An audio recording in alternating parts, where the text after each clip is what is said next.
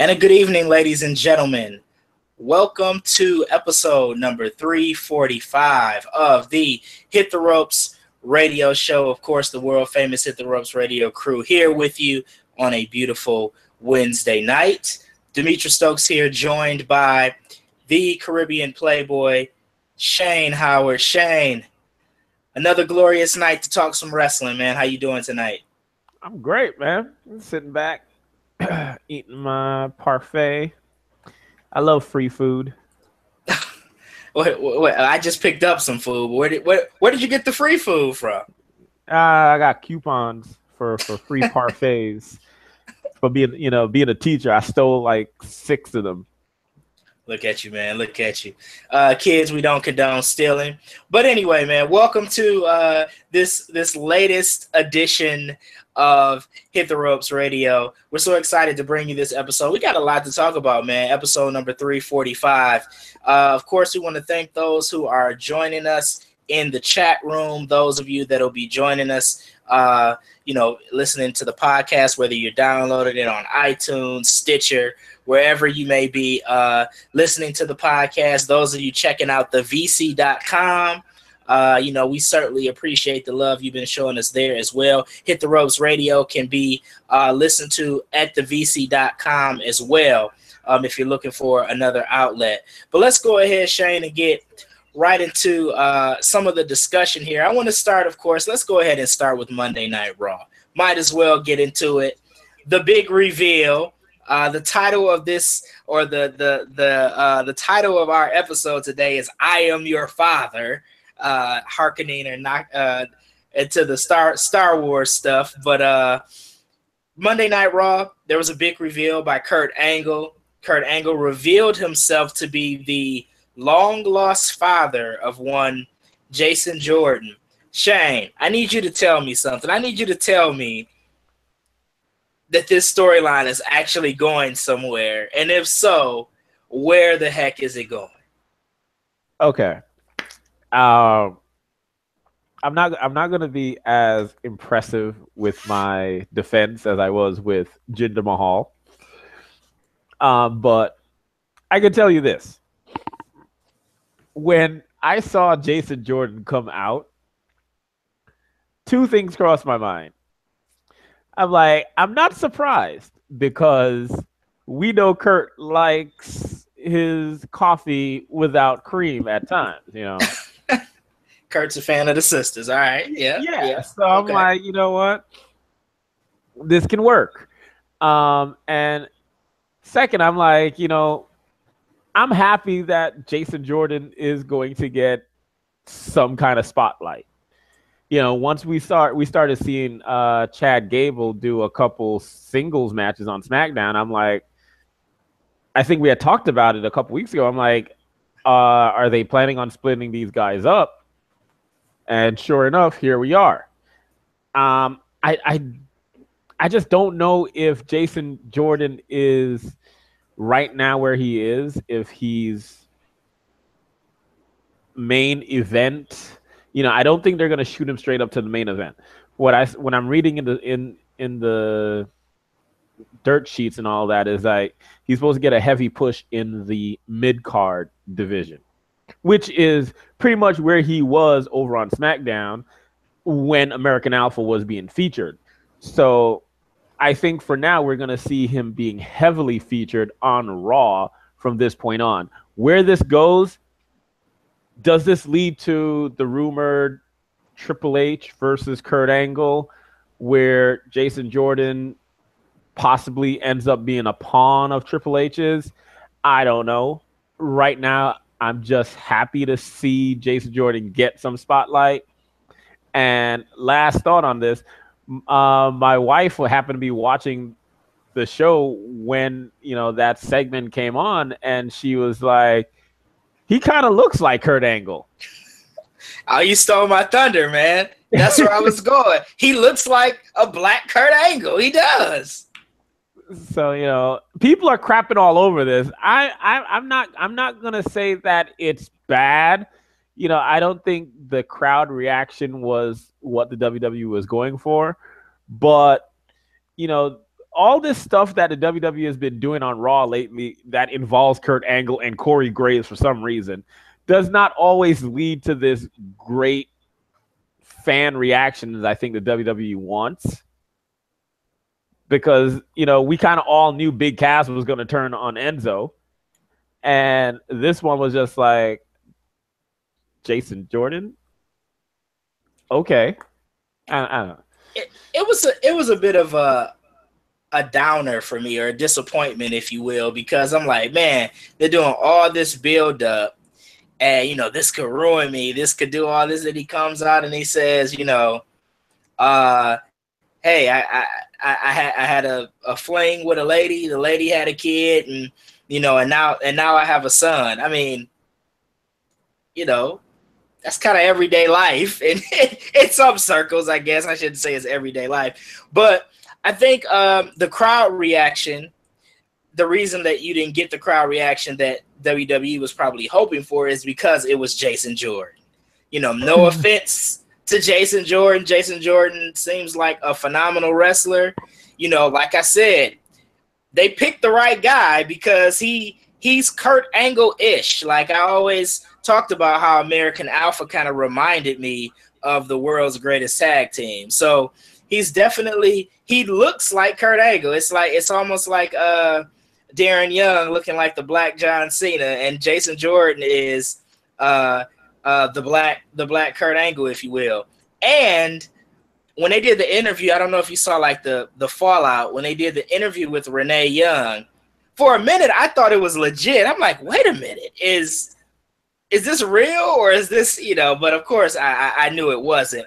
But Jason Jordan played it off really well, telling the story about how he was adopted and, you know, and hired a private investigator to look for his parents and all of that. Now, the in-ring stuff was terrible. Like Kurt Angle's fake crying or trying to cry. That was terrible acting, as we're joined by Darius Brown here. Darius, we're talking about, of course, the big story from Monday Night Raw, Kurt Angle revealing Jason Jordan to be his long-lost son.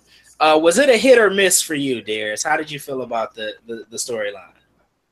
Well, there's a couple things to that. I thought, one, it was good that, you know, everybody was thinking it was Gable. I don't know if y'all, you know, saw that or talked about that, but from my Twitter line, people thought it was Gable that was going to be Angle's son. So I like the swerve that it turned out to be Jordan. And then I thought it was hilarious. They were like, Angle's got a black son? How could that possibly be? And then someone's like, DNA, people, it's not possible. I'm like, what? What? Well, I mean, come on.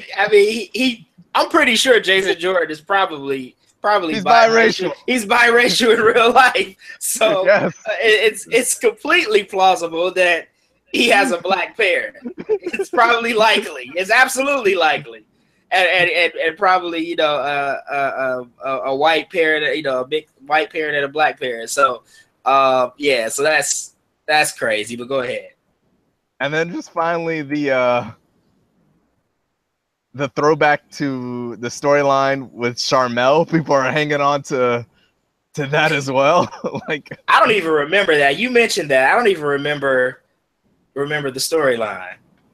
Yeah, what I remembered was Angle and Raka Khan. I'm waiting for that to come out to be the baby mama. Yeah, I remember that. Raka Khan. Yeah, so Darius, I was asking Shane, and Shane was unable to really give me a direct answer.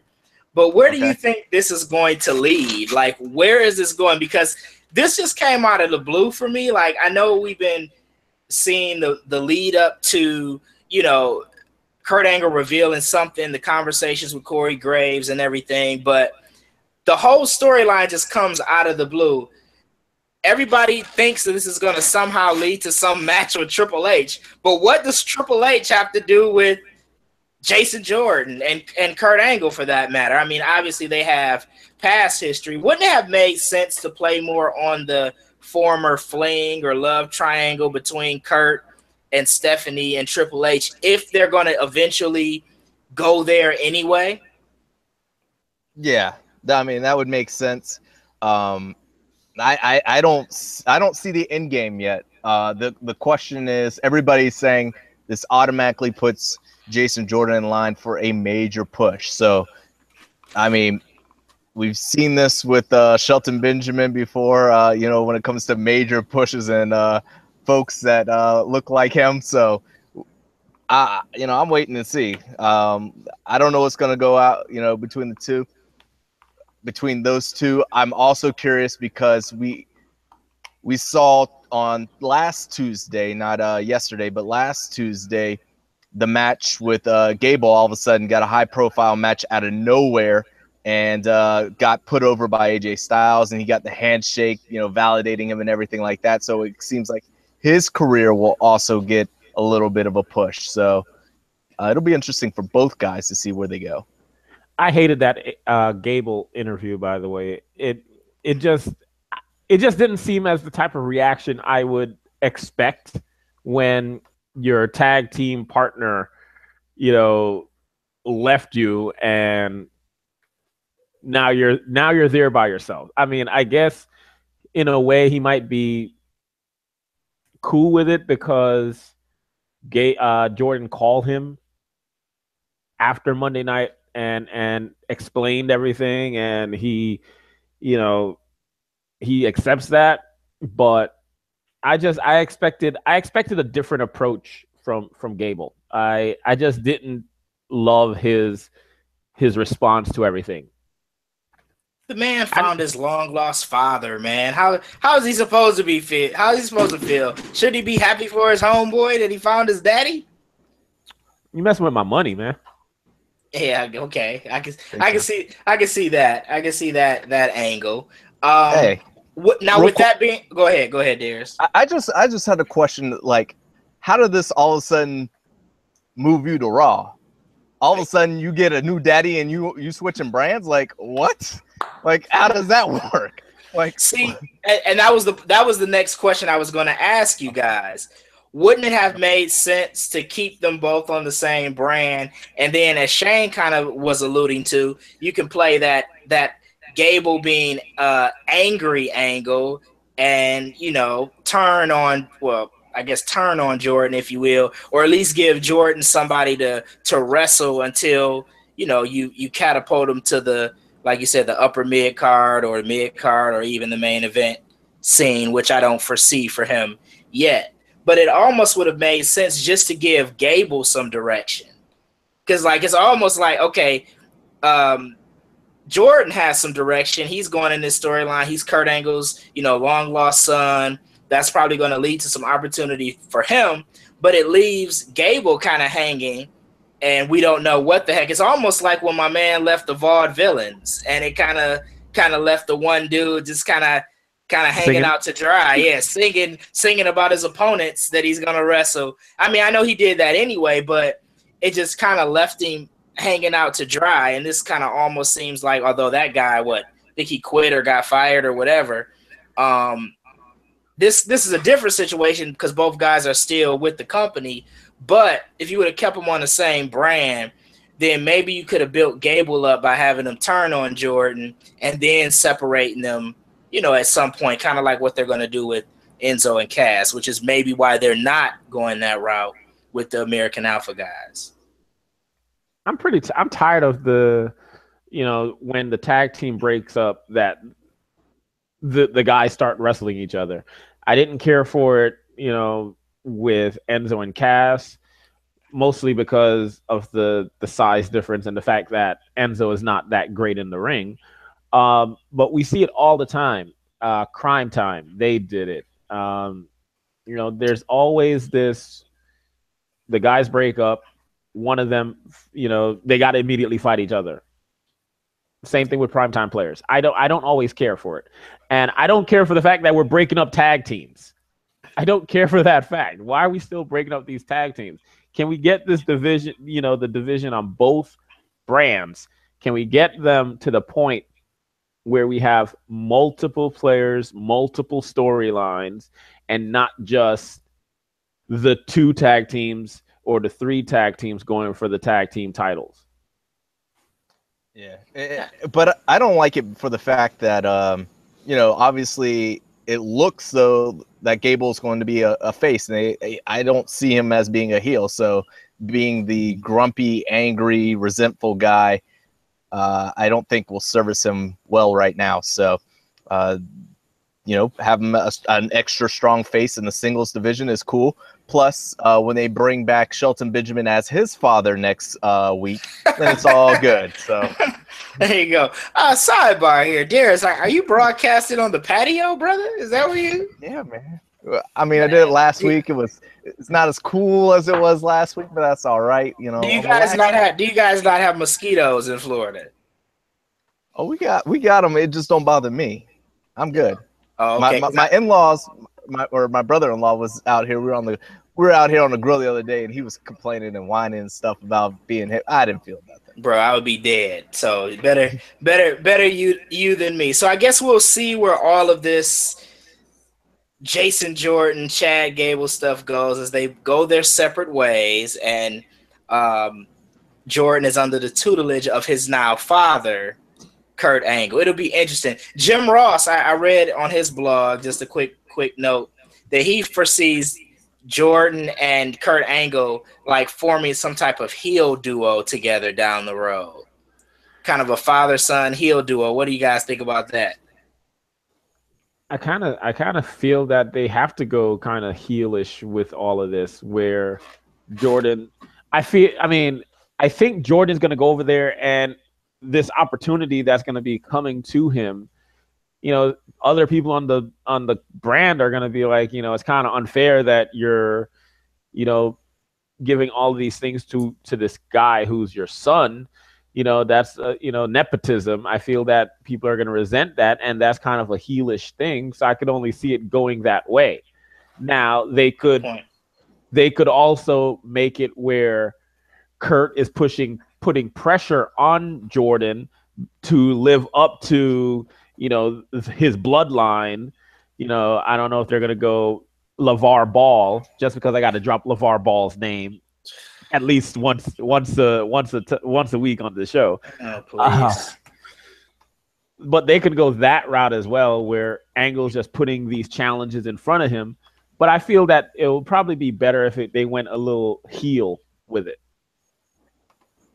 Yeah, that's a good point. I didn't think about the whole nepotism thing and how that could lead to some resentment from the others in the locker room and maybe cause some heel tension. That's a great point. We'll see where it all goes. But let's stay with Monday Night Raw. And again, thank you guys for joining us. Episode number 345 of the Hit the Ropes radio show. Thanks to everybody in the chat room. Shout out to everybody. The conversation's always bubbling. So if you guys want to join the chat room, feel free to do so. Let's stay with Monday Night Raw and talk a little bit about the main event scene. Obviously, Raw does not have another pay-per-view before SummerSlam, and we thought this week we were going to get some clarity as to the SummerSlam main event, Brock Lesnar's next opponent. Of course, we know Braun Strowman threw a wrench into that plan as the Samoa Joe Roman Reigns match ends in a no contest. So, and let's throw in the most recent rumor that has come out, which is that Brock Lesnar may be pursuing a return to the UFC. So where do we see the main event scene on Raw going? What do we think the main event of SummerSlam is going to be? And what do we think is going to happen just with the future of the main event scene, seeing as Brock may be on his way out? Allegedly, but he's got time there.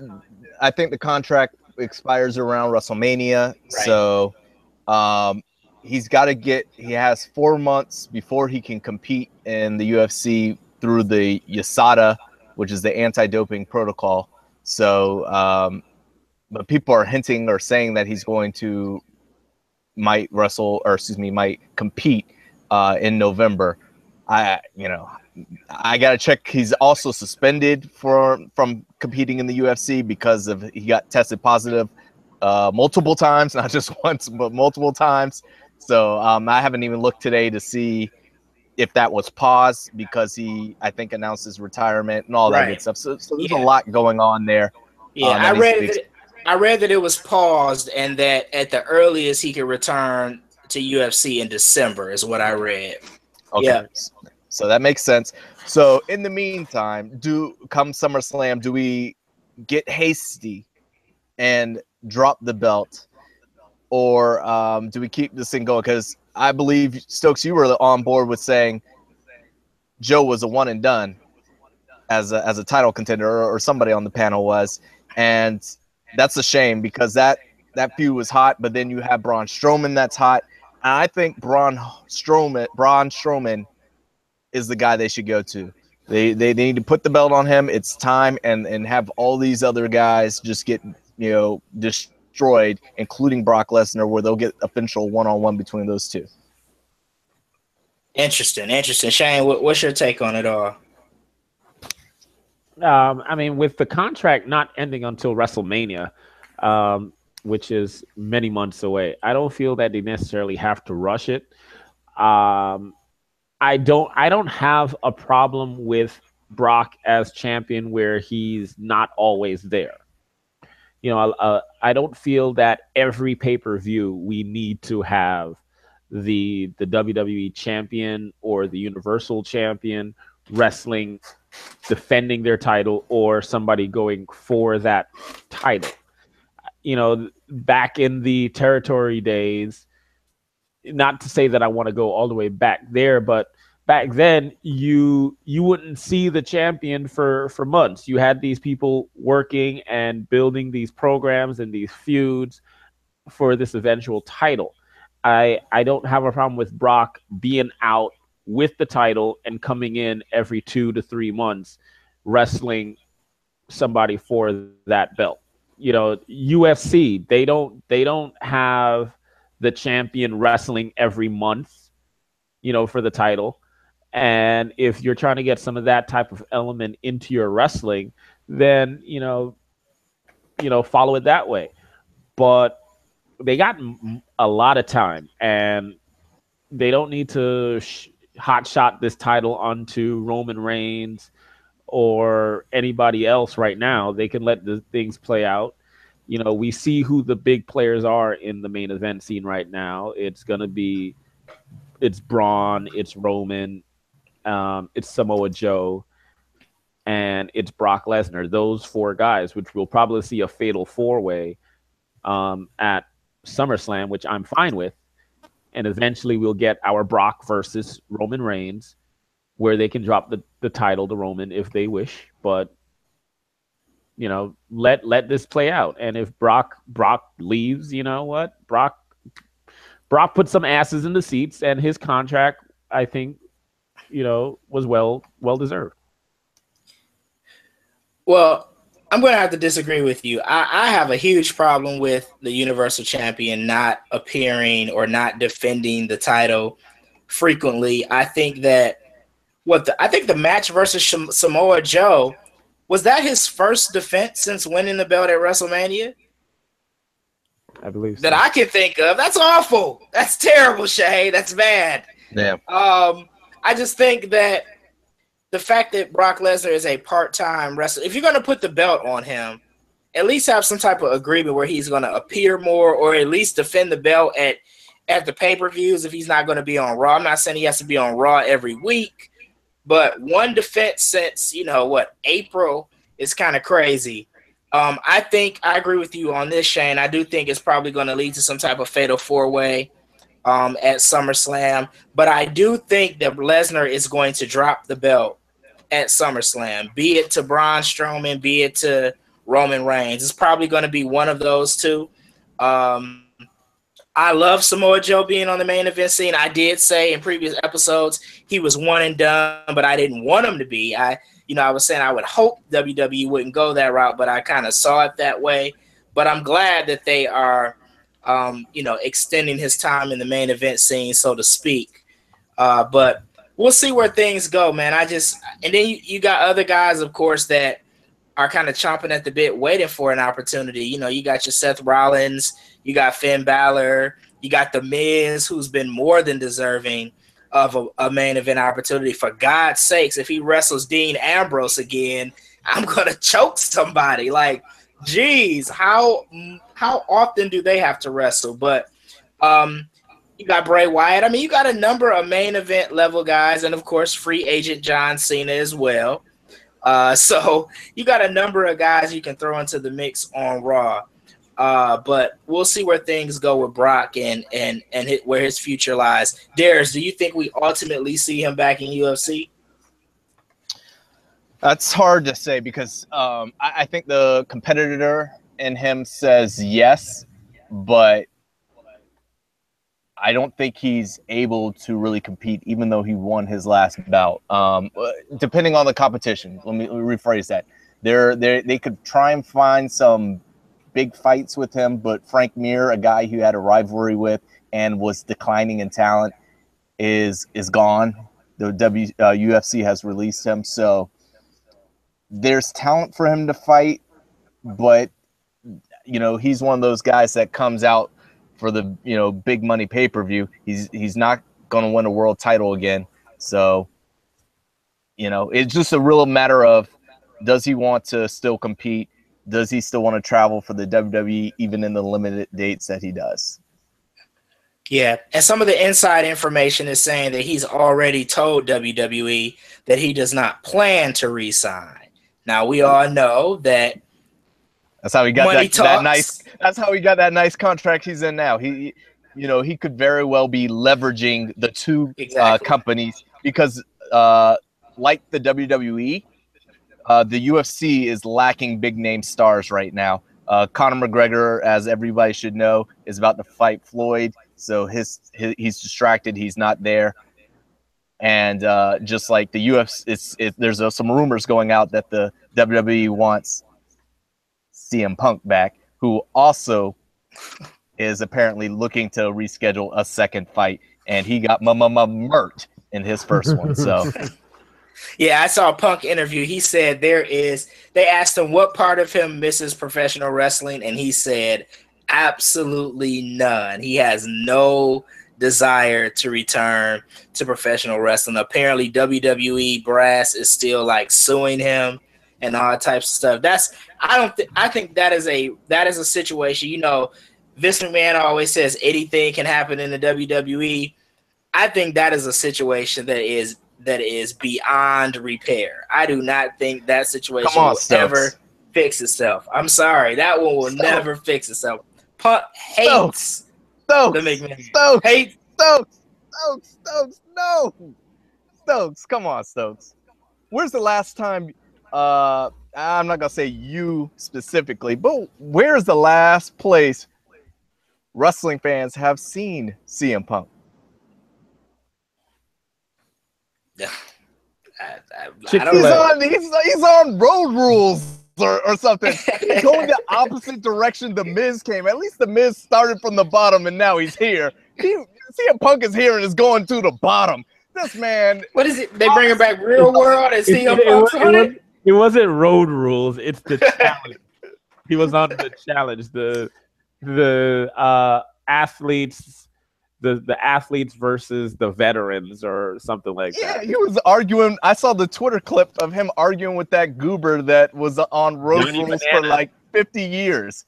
Like the guy, he didn't have a job. He appeared at clubs and was on Road Rules or Real World. Come on. This is where CM Punk, who has money, is right now. He's looking for things to do. He doesn't need the money, but come on. It was for charity, Darius. It was for charity. Okay. Yeah, I don't think he ever returns to WWE. GFW, he might do that. He was in TNA before. I mean, could you imagine that? I don't know. I don't know if that's like outsiders level, but because GFW would screw it up. But that would be a major coup because they're trying to get the big names. They've just announced on the conference call that they got Johnny Mundo, formerly Johnny Nitro and whatever, John Morrison. John Morrison. Yeah, for at least house shows. I don't know if it's going to lead to or go to a actually television appearance. And then there's talks that they're negotiating with Rey Mysterio. So I mean, these are old names, but if they can somehow swing it and maybe turn this ship around and then reach out to Punk, that would be a major thing. And maybe Punk just goes just to say screw you to Vince McMahon. I don't know if since he quit, if there's some kind of contract that would, or if it's expired, I don't know, but that would be major. Yeah, I think there's some contract issues there that they would have to get through in order for him to make that jump. But who knows, man? But let's shift gears. Let's go to SmackDown. We'll go to SmackDown. Does anybody have any GFW news they would like to report, or anything that they, besides the John Morrison signing, which I didn't know, that's news. Any other happenings over in that world? Hurricane Helms is not with the company any longer, and he doesn't really care for Double J. Yeah, I did hear that. I did read about that. He's not a big Jeff Jarrett guy. Hurricane Helms doesn't like anybody. He hates Shawn Michaels. Have you heard his Shawn Michaels shoot interviews? That dude hates Shawn Michaels. My gosh. Did he big time him or something? I've heard it, but I haven't. I forget the story. I think he just said that Shawn Michaels was just like a real jerk in the locker room, which I mean everybody attests to that. They said even after his conversion, he still was a jerk in the locker room. But let's talk a little SmackDown. SmackDown has a pay-per-view this weekend, this Sunday. It is Battleground.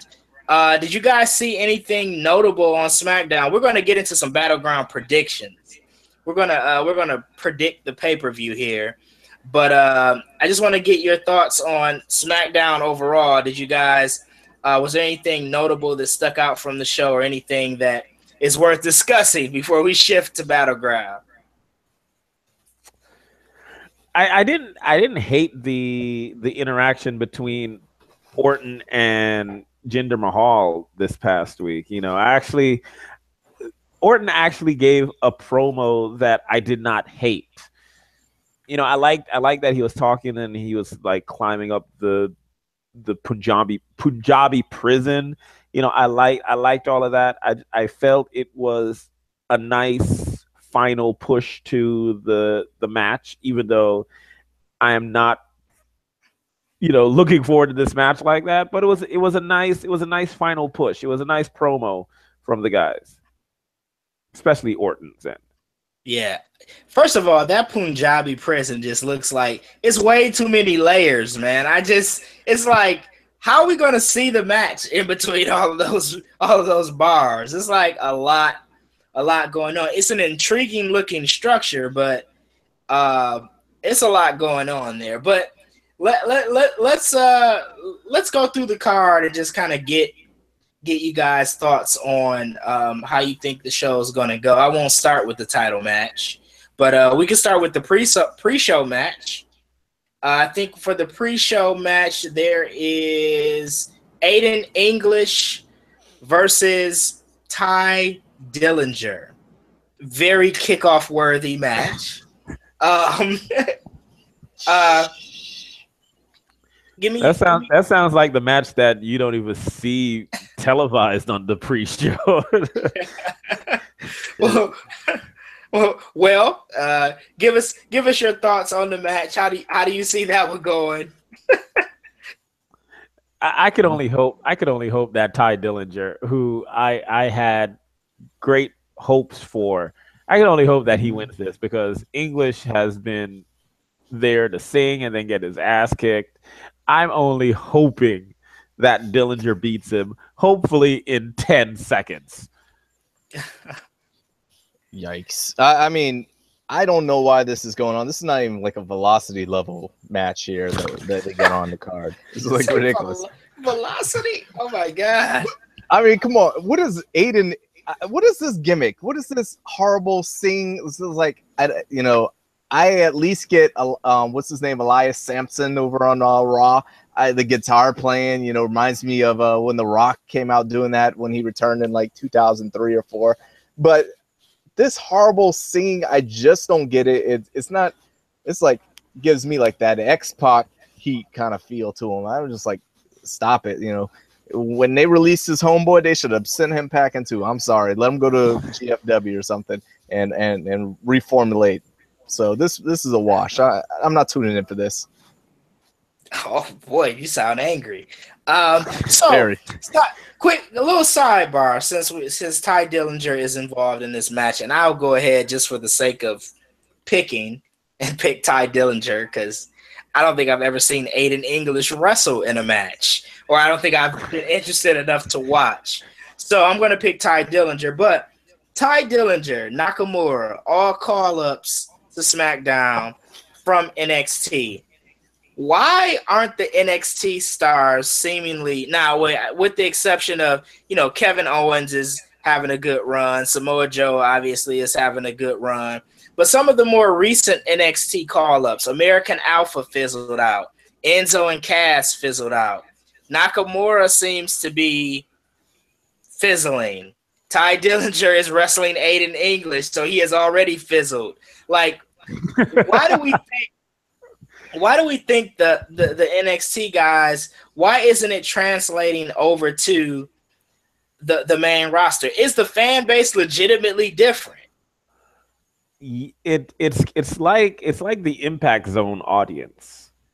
You know, right. the Impact things that work in the Impact Zone, because the Impact Zone fans like to put themselves over, if you want to speak wrestling. The Impact Zone fans like to put themselves over a lot, and the NXT audience, they're this small, passionate crowd, which is akin to the Impact Zone fans. Even though I think the NXT fans are much better because they're not just random visitors at a theme park, but things that were working there in that small, intimate setting does not translate to the grand stage of Raw and SmackDown, because some of those characters that we were seeing in NXT are just better suited for that small screen, if you will. If you're talking about like TV versus movies, NXT is like the TV, while Raw, SmackDown, these pay-per-views are like these grand movies that you're gonna go pay $13 for. And we saw that with like Bayley, for example. Bayley's character in NXT, she's beloved. You know, we got to the point on the main roster where Bayley was getting booed. Bayley didn't get booed in NXT. So, you know, it's some things work there with that intimate setting and the creative department in NXT, and maybe the fans on Raw and SmackDown aren't all tuning in to have fallen in love with these characters who keep that same character as they progress to the main roster. I would say I blame creative. I always try and examine creative when we talk about what's going on. And you know, we've said before that they don't have anything in mind for them when they come up, but it's even more than that, because you mentioned Kevin Owens. Kevin Owens has had success, but he's also had a long period of time, as we know, when he was supposed to be highlighted, but he was underneath the shadow of Chris Jericho for 6-8 months. So I think it's a lot of those, you know, issues are come down to creative. You know, what happened with American Alpha before they broke up? They got this high, and then for some reason didn't quite get them. But I think there was the momentum there at first, but it dissipated because the storyline wasn't able to keep up with the momentum of them arriving. So I think it's creative not having enough juices, and I think they lack that, just as they lack like these overall superstars, these mega stars. I think they lack the mega and superstars in creative. So I would say that's the problem, Stokes. It's a creative issue, if you will. Okay, because I'm wondering, is the same people that watch NXT, well, I get maybe not, because I was gonna say the same people that watch NXT probably watch Raw, SmackDown, and the pay-per-views, but I guess that's not true because I don't particularly watch episodes of NXT, but then I watch the takeovers, like when they come on. So I guess technically it is kind of a different fan base. I think Shane, both of you guys made great points. But definitely the intimate setting thing, kind of speaks volumes, and maybe that's it. They have more time to get to know those fans and endear themselves to that base, and that's kind of how they got over. But then it's so funny because the WWE universe kind of clamors for new talent, new people, and then when they finally come up, it's like, okay, well, we just want to rock with the same main event guys that we always see. So it's a very interesting dynamic. But let's go ahead and so that was just a little sidebar. It just kind of came to mind since we were talking about Ty Dillinger. But let's shift gears, continue back on Battleground, and maybe the best tag team in WWE right now. I don't know if you guys agree, but the SmackDown Tag Team Champions are the Usos, and they defend the titles against the longest reigning tag team champs in history, the New Day. How do you guys see this match turning out on Sunday night? Who do you guys pick? Well, I think you got. Go ahead, Jared. You had a long pause. You're kind of gazing into your own thoughts. So I thought I'd jump in real quick. But just to say that the Usos are on fire. It would be a tragedy if they drop the titles to the New Day. The New Day is okay. They're all right. But they're a little played out for me. I like the Usos. But the question is, well, not the question, but the statement is this is just getting started between the two. I think we'll see them go for a little bit longer, and I hope that the Usos retain. Shane, the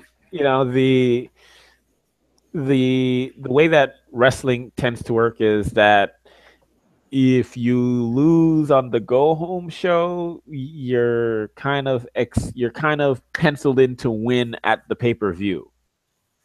So I know it was a singles match where Kofi lost. So that would possibly mean that the New Day finds a way to win on Sunday.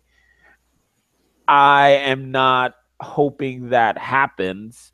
I'm going to go with the Usos only because I want the Usos to keep the title right now. I would like, as Dara said, for this program to continue. Let it go until SummerSlam because this is like one of the more compelling feuds currently in the WWE, whether it be Raw or SmackDown. So let it go one more month to the greatest party of the summer, or whatever they're calling SummerSlam this year. And just keep the title on the Usos. As you said, they're the best tag team right now in the WWE. So nice that freaking NXT has a group coming up, the Street Profits, that looks like a straight up ripoff of the Usos. For those who have seen the vignettes, I have not, but I'll be sure to check it out. I did say the Usos are the best tag team in WWE, but they are going to lose on Sunday, unfortunately. I think the New Day will take the straps. I think this will carry over to SummerSlam, as you all alluded to. But I think we're going to go into SummerSlam with the New Day as your new SmackDown tag team champs. I like the Usos. I like the I almost was about to buy me one of the little day one-ish shirts. I like the shirts. I'm digging the shirt. I don't really know what it means, but I'm like, hey, the shirt looks cool. So but I don't think they're going to win on Sunday. I think they've gotten the better of the New Day over the course of the last few weeks, which is usually a sign that they're going to drop the title. So I'm going to go with the New Day winning the straps. You guys are both hoping the Usos win and picking the Usos. So we'll see. We'll see what happens. It looks like Daniel in the chat room says that he's picking New Day to win, but the Usos will somehow keep the belt. So I'm guessing like New Day by like a DQ or something to that effect. So we could definitely see that happen. We talked a little bit about Shinsuke Nakamura earlier, talking about the NXT guys coming up and not translating over to the more broader fan base in WWE. But Nakamura faces Mr. Money in the Bank Baron Corbin in a match that I don't particularly care about. But Shane, I'm sure you do and have great insight on how you think this match is going to turn out on Sunday. Maybe not. Maybe not. No, we're talking about Baron Corbin, right? Boring Corbin is what I like to call it. Yeah. See, that's why I had zero insight, because I just zone out when I see Baron Corbin on my television. I have zero interest in him. I'm not liking what the WWE is doing with Shinsuke when he wrestles these matches on these pay-per-views. I feel that they're making him not look strong enough. I want Shinsuke to go out there and like beat somebody handily, once. When he was wrestling Dolph, they were competitive matches, which is, Dolph. What the hell's happened to Dolph anyway? He's kind of like disappeared from TV. Not that I'm complaining. But Dolph should have lost like the first one quicker, and Shinsuke should have looked more dominant. I don't feel we're going to get that here. I really just wish that Shinsuke would have been built up to be a lot more dominant prior to this feud. I feel they're going to be competitive because Corbin has that briefcase, but because Corbin is involved in the match, I'm not interested in it. And Stokes, as much as you detest Jinder Mahal as champion, how excited will you be when Baron Corbin is champion? Oh, God. Oh, God. You know what? I've learned to tolerate Jinder. That will never happen with Baron Corbin. I fall asleep every time that guy comes on TV. So, yeah, but were you done, Shane? I don't know if you had anything to add. Oh, okay. I'm taking Nakamura. Well, no, I take that back.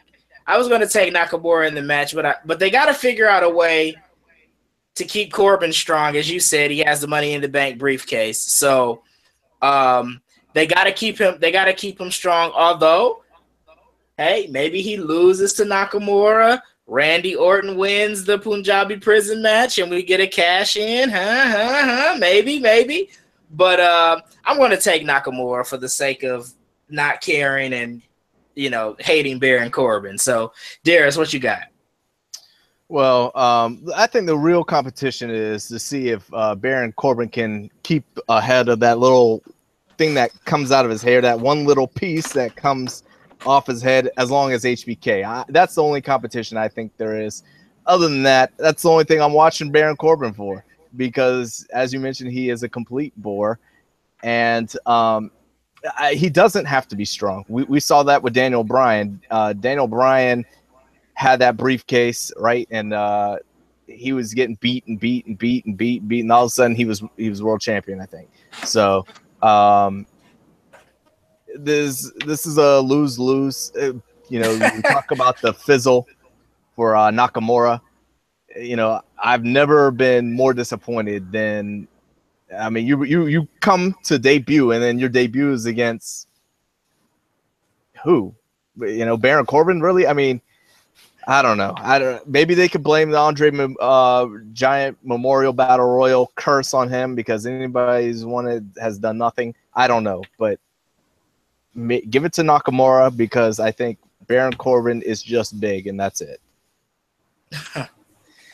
Well, nice to know that everybody really likes Baron Corbin, man. I mean, God, you guys have great things to say about him. All right, Fatal 5-Way elimination match to determine the number one contender to the women's title. I think that match will likely take place at SummerSlam for the winner of the match.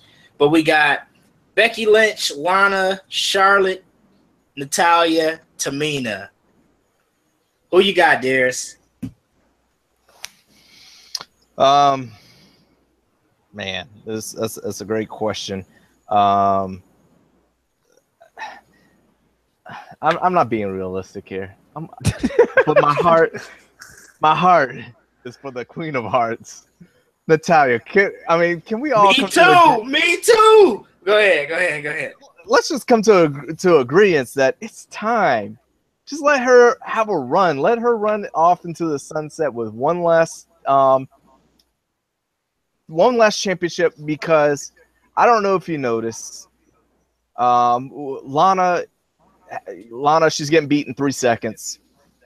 Becky Lynch she's out of the title picture. She's focusing on good Lord, not Beth Correa, The Cyborg. Yeah. Cyborg. She's cutting the promos trying to get Cyborg into the WWE, which is weird because Cyborg has a fight in like 2 weeks. So I don't know. Just give it to Natalya. She's if nothing else, she's put her time in. And who cares about the match any other way?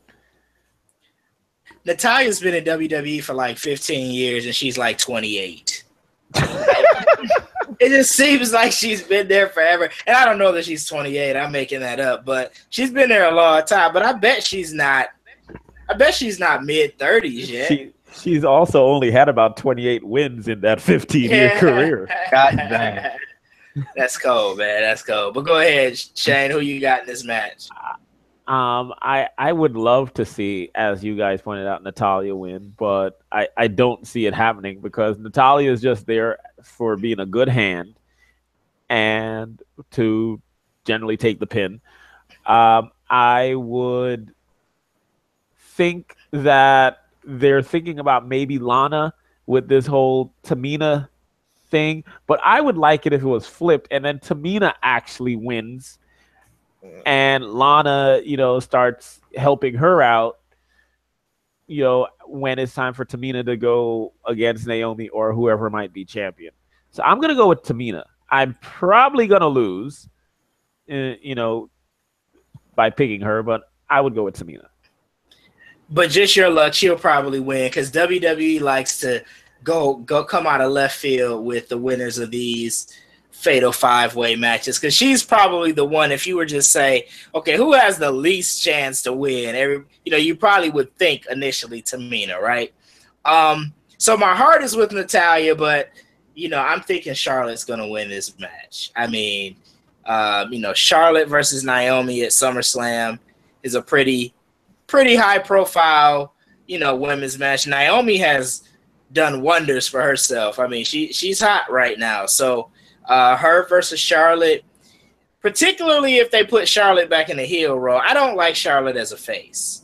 I'm not a fan of Charlotte the face. I like her much, but she's much, much better as a heel. If they get her somehow back into that heel role and then she goes on to SummerSlam to face Naomi, that'll be cool. But I would love, like you guys, to see Natalya win, but I just think that it's going to be Charlotte. And then she's going to move on to SummerSlam. And just because I looked it up, Natalya's actually 35. So she is, I said, I bet she's not mid-30s. She's exactly mid-30s. So, and she's been in WWE since 2000. No, that can't be right. 17 years? No way. No, she started wrestling in 2000. WWE since, I guess, 07. She's been there like 10 years. It just seems like she's been there longer. I thought she was longer. Yeah, she started in OVW in 07. So, so there you go. So, so she still probably only has 28 weeks. Yeah, she probably so. So she had a run with the title for a hot second, but it was very brief. I'm trying to see how many times has she actually held the title. Once, right? I think once. Yeah, one time. You're right. Yeah, one time. She I is think when you said 25, that was the number of days she had that title. she was she is a one-time Divas champ. She actually lost the title. Let's see. Well, I guess Michelle McCool defeated her to become the very first Divas champion, I guess is what this is saying. But I don't see where she won, and I don't have time to look for it, and it's really not that important in the big scheme of things. But we all would like to see Natalya. Okay, she won the belt. Like 2010 was the last time, or the only time she was champ, and she was champ for 70 days. So a little over 2 months. Damn. So there you go. And she lost the title to Eve Torres, who's probably had more title reigns than Natalya, which is a darn shame. She's a 2-time Divas champ. That's messed up, man. But anyway, let's go ahead and move on. I went Charlotte. Shane goes Tamina, and Darius is gonna go stick with his heart and go Natalya. No pun intended there with sticking with your heart. See what I did there? Mm-hmm. United States Championship match. The new United States champion. I didn't even know this guy was champ. AJ Styles versus Kevin Owens. I'll start. I'm going to take the champ.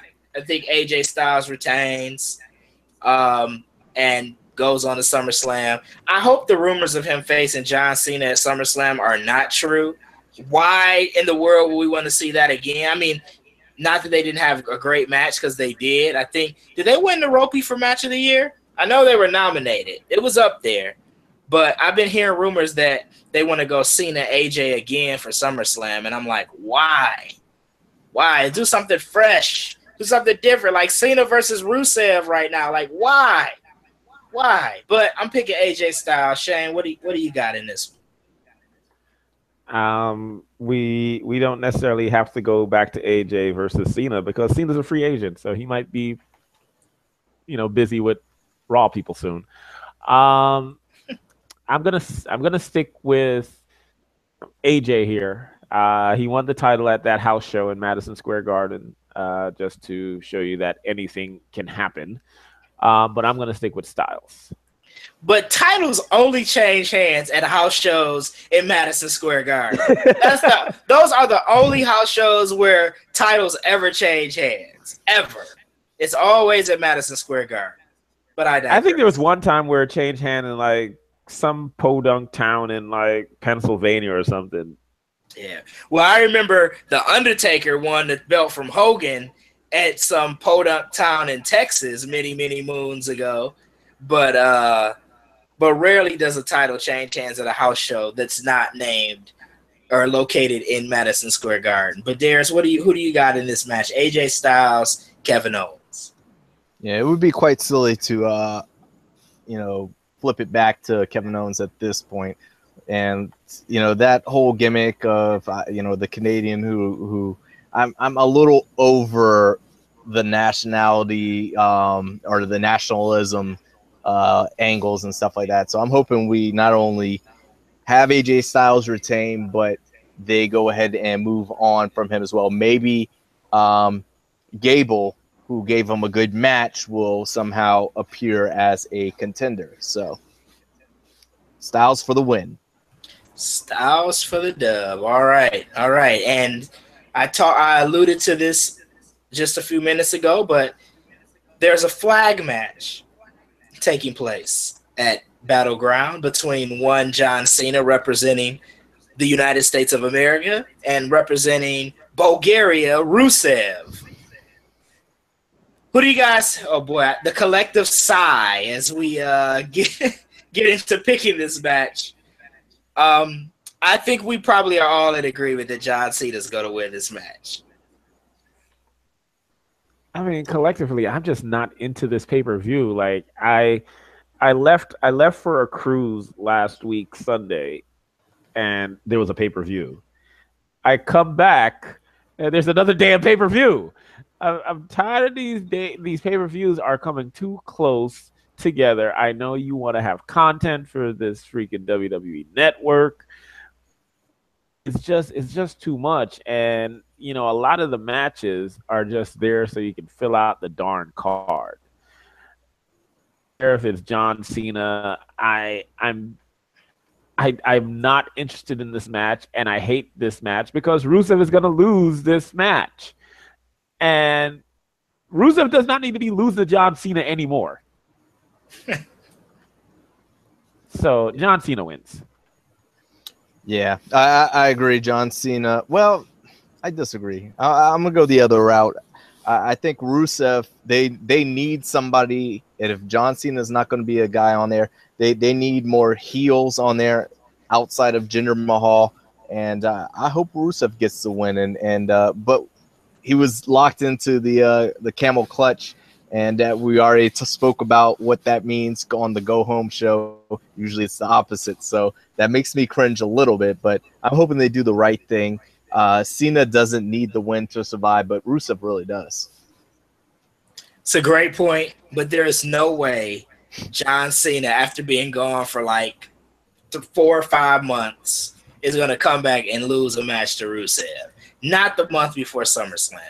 As I said in the chat room, I bet my house on it. He's not going to lose. And not while Cena's talking about all these guys coming for his spot. Like, you're really going to lose that first match back and, people trying to come for your crown. I don't think so. I don't think he's going to lose yet. Good point. And then we have the main event. The one you've all been waiting for, the Punjabi prison match for the WWE Championship. Randy Orton versus the champion, your boy, Jinder Mahal, the modern day Maharaja. Who you guys got? Yeah, thank you. I appreciate that. I've been practicing. Who you guys got in this one? I got a feeling I know who you're gonna pick, but I'm gonna let you guys have the floor. I'll start with you, Darius. Who you got? I'm not gonna throw any swerves, no shocker here. I think the reigning, defending, and still champion, and let's see where we mentioned AJ Styles versus John Cena at SummerSlam. I don't know. Is SummerSlam it's a dual brand show? Yes. So let's go ahead and I think Cena, if he's going to go against my pick and win against Rusev, then the next logical, if you want to take the Punjabi Prince of India, whatever, it's got to be John Cena versus Jinder Mahal at SummerSlam. So therefore, Jinder Mahal has to win this bout to get there. So Darius wants John Cena to go after all the foreigners. He's coming back to take out Bulgaria and then India. You next, India. We coming for you. Yeah, he's the USA. He's the USA personified right there. I mean, going for all the foreigners. It's a beautiful thing in the WWE's world. That's what they do. They got to get those evil empires down. So yeah, let's go ahead. I've never equated Bulgaria and India for evil, but hey, are they foreign? Then they're evil in Vince McMahon's eyes. But hey, I never said Cena was going to win against Jinder Mahal. I think he should go to that match and lose, and let that shock set in again. Because think about the build-up, though, real quick. I know we're going off pace a little bit, but the build-up, just because Cena has 16 titles. This next match, whatever his next title match, is the record-breaking match. So if he goes in there, there's all that hype for that, and then he loses. Jinder Mahal looks that much better. That's a nice little thing. I don't think a nice thought. Yeah, I don't think Cena goes into SummerSlam against Jinder Mahal though. But that would be a nice hook for that match. I'm gonna go with Jinder only because I want this feud to be over, and I feel that if Jinder was to lose, then he would then have his rematch, and then this feud would continue. So I'm going to go with Jinder for finding a way to win this Punjabi prison match where the Singh brothers are not going to be able to interfere as Randy Orton is hoping. And I'm hoping that Jinder finds another dirty tactic to come, out with a title.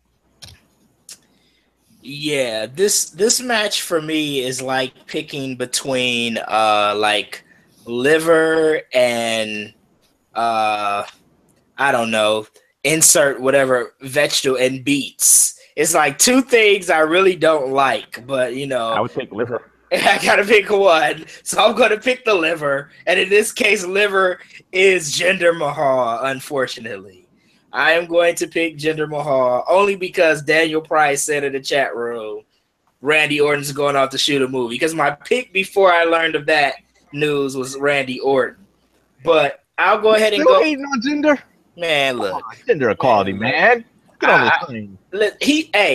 I'll give him credit. He hasn't been awful as the champ, but he hasn't been like world changing or stunning either. I mean, he's just been all right. So I'm interested to see though if he does. If Randy Orton wins, Corbin's cashing in. That's my like dark horse prediction. But Jinder wins, but I'll be curious to see what's next for him or who the next challenger would be for him at SummerSlam, assuming that 3 matches with Randy Orton is enough. Yes. Everybody agrees. Yes. It's more than enough. Yes, it is. 1 was enough, but here we are on the 3rd. So that is Battleground. So make sure you guys watch it on Sunday. Tune in. I'm sure we'll be tweeting live as the pay-per-view is happening. Shane or Darius usually are tweeting something. Usually it's Shane, but usually it's Shane. So he'll probably be live tweeting as the pay-per-view is happening. But be sure to, of course, stick with Hit the Ropes Radio, Facebook, Twitter, Instagram. Are we still on Instagram? I think we are. Instagram. We're everywhere. The VC.com. Be sure to check us out on all of the social media platforms. Guys, before we sign off for this episode 345 of Hit the Ropes, do you guys have any final words for the people?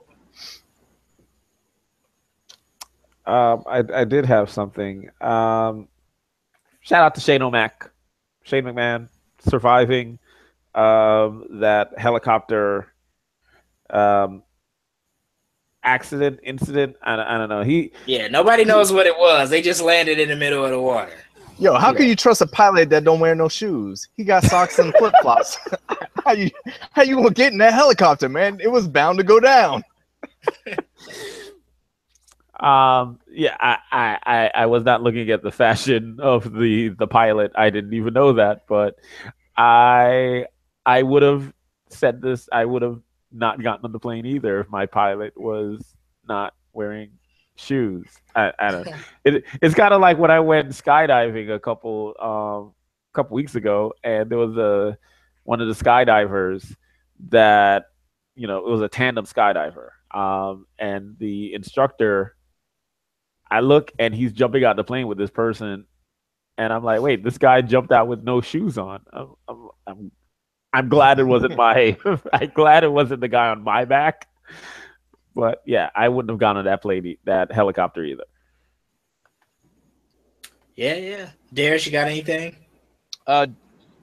TheVC.com. Just make sure you not only check it out, make sure you tell somebody. Invite them to like the page, like the articles, share the articles, show us some love. Indeed. Yep, VC.com. Be sure to check us out on Facebook, of course, Twitter. Follow us at Hit the Ropes. We want to thank you guys for listening to episode 345 of Hit the Ropes Radio. Thanks to everybody in the chat room for another great show. For Darius, Shane, this is Stokes signing off. We'll see you guys next week. Peace.